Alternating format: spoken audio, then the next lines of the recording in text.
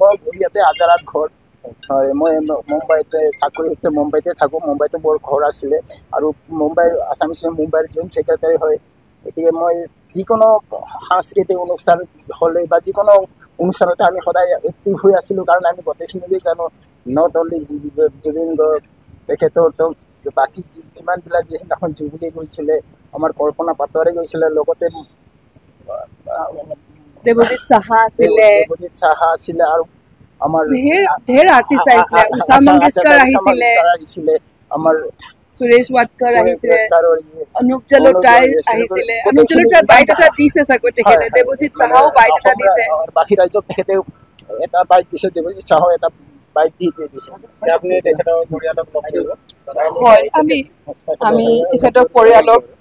লগ কৰি ঈশ্বৰৰ ওচৰত প্ৰাৰ্থনা জনাইছোঁ তেখেতৰ আত্মা য'তেই নাথাকক কিয় শান্তিত থাকক আৰু ঠিক আমাৰ অসমবাসীয়ে যাতে আটাইকে মই অনুৰোধ কৰিছোঁ তেখেতৰ আত্মাই যাতে কোনো অশান্তি পোৱাৰ আমি কোনো কাম নকৰি তেখেতৰ আত্মাৰ চিৰ শান্তিৰ কাৰণে কামনা কৰি আজি সেইটোকে আমাৰ তেখেতে vice president of Assam association and I am also' joint secretary of Assam association Mumbai তো আজি মানে আমি যোৱাকালি আহিব নোৱাৰিলোঁ আজি তেখেতৰ